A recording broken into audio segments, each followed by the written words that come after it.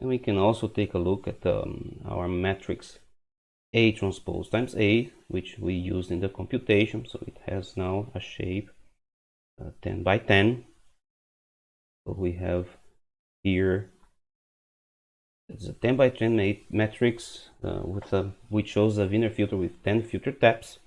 And in this matrix, the next row looks almost like the previous line, but shifted by one sample to the right.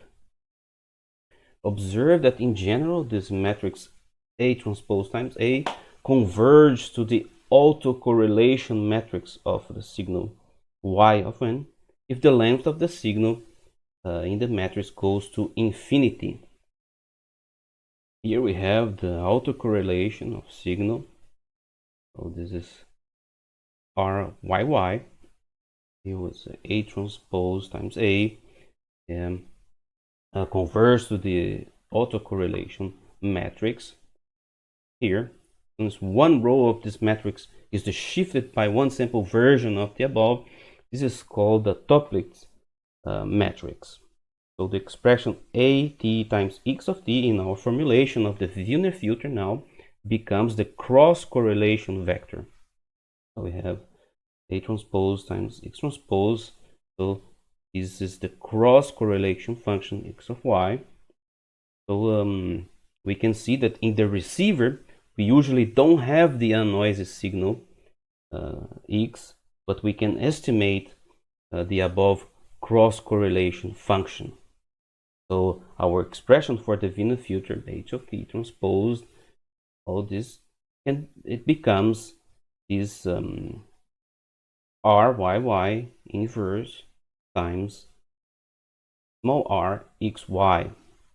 So this matrix form is also called the Euler-Walker equation, and the general statistical formulation is called the Wiener-Hopf equation. So you can see from this book, Statistical Signal Processing and Modeling, you can learn more about this Euler-Walker equation and the Wiener-Hopf equation.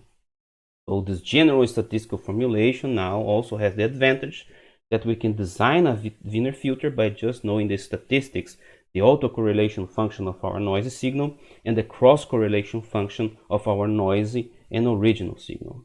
So observe that this autocorrelation and cross-correlation can also be obtained from the power spectra. So the cross-power spectra, the product of two spectra of the respective signals. So the power spectrum of the noisy signal can usually be measured, since it's the signal to filter, and the spectrum of the original signal Xn usually has to be estimated. So we need to using assumptions about it.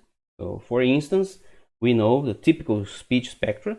If we want to adapt a Wiener filter in a receiver, we take this typical speech spectrum and we measure the noise level at the receiver.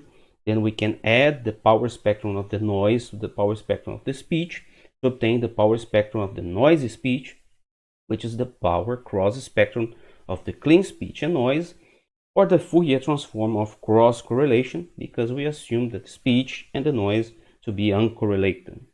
So to use this Wiener-Hopf, we simply apply the inverse Fourier transform to the power spectrum, and that is sufficient to compute the Wiener filter coefficients using the above formulations.